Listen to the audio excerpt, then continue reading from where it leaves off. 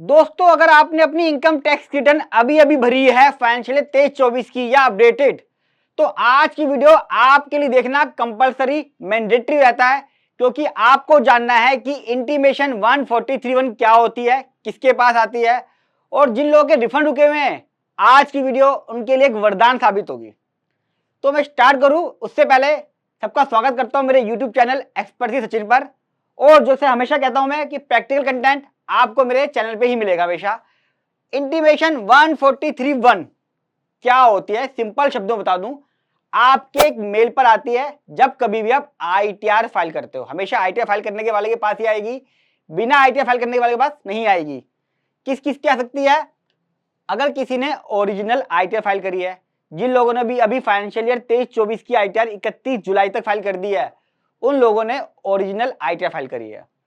किसी ने revise file कर दी है, हो सकता है अभी जुलाई में जिसने भरी हो, फिर उन्हें अगस्त के अंदर कुछ गलती हुई हो, रिटर्न रिवाइज कर दी हो, उसके लिए वीडियो रेलिवेंट है।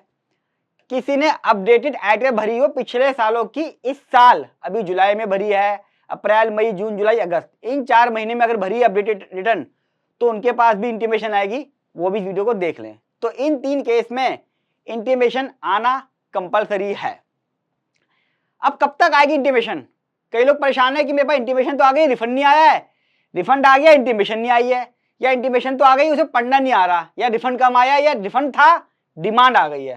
सारे सवालों के जवाब दोस्तों, सबसे पहले टाइम समझ लीजिए, टाइम लिमिट क्या है इंटीमेशन आने की। जब कभी भी आप आईटीआर फाइल करते हैं, 9 महीने के अंदर अंदर आपकी इंटीमेशन आ जाएगी उस फाइनेंशियल ईयर में जिस फाइनेंशियल ईयर में आपने आईटीआर फाइल करी है। सरकार कहती है with in 9 month from the end of the financial year in which return is filed. Data समझाता हूं। आपने अभी आईटीआर फाइल करी है फाइनेंशियल ईयर 23-24 की, कब भरी? मान लीजिए किसी व्यक्ति ने 31 जुलाई 24 को भर दी, या अप्रैल में भरी, मई में भरी, जून में भरी, जुलाई में भरी, इन 4 महीने में कभी भर दी। तो सरकार कह रही है जिस भी फाइनेंशियल ईयर में आपने आईटीआर फाइल करी है, ये कौन सा फाइनेंशियल ईयर में आईटीआर भरी मैंने? 24-25। अब मेरा ये फाइनेंशियल ईयर 24-25 के अंदर मैं आईटीआर फाइल कर रहा हूं। अभी जो फाइल करी है अभी मैंने अप्रैल में या मई में या जून में जुलाई में या अगस्त में फाइल कर रहा हूं, या अभी भी करूंगा। ये मेरा फाइनेंशियल ईयर खत्म कब होगा? 31 मार्च 25 में। सरकार कहती है end of the financial year से 9 महीने। अब मैं मार्च से 9 महीने काउंट करूंगा, 31 दिसंबर 25 तक मेरे पास जिन लोगों ने भी आईटीआर फाइल करी है अप्रैल से लेके मार्च तक, यानी कि 1 साल पूरी जिन लोगों ने आईटीआर फाइल करी है, करेक्ट यही है, फाइनेंशियल ईयर 24-25 के अंदर जिन लोगों ने आईटीआर फाइल कर दी 31 मार्च तक, उनके पास इंटीमेशन 1431 आ जाएगी। कब तक? 31 दिसंबर 25 तक। सरकार 9 महीने लेती है। सरकार ये कहती है आपने आईटीआर भर दी 31 मार्च तक, हमने आपको होल्ड कर दिया, अब आपको फ्रीज कर, डाटा फ्रीज कर दिया हमने। अब हम इंटीमेशन प्रोसेस करना शुरू करेंगे। आगे सरकार ने जो डाटा दिया है उसमें तो कह रहे हैं कि हम 5 दिन में, 6 दिन में, 10 दिन में प्रोसेस कर रहे हैं। वो बात सही भी है। मेरे 90% क्लाइंटों के रिफंड आ चुके हैं। अब ये है, अब आपको टाइम लिमिट पता चल गई। अब इंटीमेशन सरकार देती क्यों है, आती क्यों है? ये कंपैरिजन करती है 26AS से, यानी कि जो भी आपने आईटीआर में फाइल करा है, क्या वो आपके 26AS से मैच कर रहा है? Only 26AS। इसमें टीआईएस नहीं है आपका, ध्यान रखना, ना ही आपका एआईएस है, और ना ही आपकी बैंक स्टेटमेंट है, ना ही आपका कैश डिपॉजिट, प्रॉपर्टी परचेज, कोई आपकी चोरी चुपके वाली घर में कैश रखा है वो, आपने कितनी ज्वेलरी पहनी है वो, किसी चीज से कोई मतलब नहीं है। सिर्फ और सिर्फ 26A से कंपेयर करता है। एग्जाम्पल एक बताता हूं मैं आपको। किसी व्यक्ति की 26A में सैलरी 12 लाख रुपए आ रही है, 26A में लिखा आ रहा है क्रेडिट सैलरी 12 लाख रुपए। उस आदमी के फॉर्म 16 में सैलरी आ रही है 10 लाख रुपए। हो सकता है उसकी 12 लाख की सैलरी हो, एचआरए बेचारे को डिडक्शन के बाद 10 लाख रुपए टैक्सेबल आ रही हो। उसने क्या करा, नेट सैलरी 10 लाख डाल दी आईटीआर के अंदर। अब इंटीमेशन यह प्रोसेस करेगी कि सैलरी 10 लाख दिखाई है, 26 में 12 लाख आ रही है, तो इंटीमेशन में सैलरी वो आपकी 2 लाख रुपए और ऐड कर देगा, टैक्स निकाल देगा, 2 लाख के ऊपर टैक्स निकाल देगा। और कायदे से बंदे को क्या करना चाहिए था? 12 लाख 26 में आ रही है, 12 लाख रुपए दिखाएगा आईटीआर के अंदर, 2 लाख रुपए की डिडक्शन लेगा, 10 लाख रुपए टैक्सेबल दिखाएगा, तो 12 से 12 मैच करेगा सीपीसी बेंगलोर। इस चीज का हमेशा ध्यान रखना है, सिर्फ और सिर्फ 26A से मैच करता है वो। अगर उसमें कोई डिमांड आई है, आपको लगता है कि आपने उसे, अभी दिखाऊंगा मैं कि कैसे से पढ़ते हैं, अगर कोई डिमांड आई है उसके अंदर, तो वो आपको डिमांड जमा करनी है 30 दिन के अंदर अंदर। जब आप इंटीमेशन खोल लेंगे, पासवर्ड डाल देंगे। अच्छा, पासवर्ड क्या होता है? ये रहा। आपका पैन नंबर और डेट ऑफ बर्थ छोटे में। आपकी मेल पर आता है, जो रजिस्टर्ड ईमेल आईडी है हमेशा मेल पर आता है, वो ध्यान रखना, लिखा भी मैंने कहीं ना कहीं, ये डाउनलोड कर सकते हो आप मेल से। अब जब उसे डाउनलोड कर लोगे उसमें 2 कॉलम बने हुए आते हैं। ITR में क्या दिखाया है 26, इसमें क्या आ रहा है कंपेरिजन करता है, आप मैच कर लो। अगर आपकी डिमांड एक्चुअल में है, जैसे हो सकता है कि आपने कुछ FD का इंटरेस्ट था 26 एस में 25,000 रुपए का, आपने ITR में नहीं लिया तो आपकी डिमांड निकाल देगा, आप उसे नॉर्मली वहीं पे पे कर दो, मामला क्लोज। 30 दिन में पे करना है, 30 दिन के बाद ब्याज बनना शुरू हो जाएगा। अच्छा, रिफंड कब आता है? एक टाइम था कि पहले इंटीमेशन आती थी फिर रिफंड आता था, अब रिफंड आ जाते हैं, इंटीमेशन बाद में आ रही है, तो जनरली 10 दिन के अंदर अंदर आपका रिफंड आ जाएगा या एडवांस में भी आ सकता है। अब इंटीमेशन 143(1) की वेट करने की जरूरत नहीं है, डिपार्टमेंट बहुत फास्ट हो गया है, अच्छी बात है, हम लोगों के लिए तो रिफंड आ जाता है। अब दोस्तों हो सकता है कि आपकी डिमांड आई हो या आपका रिफंड कम आया हो, दोनों केस हो सकते हैं। तो अब क्या करो, आपकी जो ITR है वो गलत प्रोसेस हुई हुई है। ऐसा भी हो सकता है कि आपके पास डिफेक्टिव का नोटिस आ जाए या इंटीमेशन ही आ जाए, इंटीमेशन में डिमांड गलत आ जाए, जैसे इस केस में हुआ।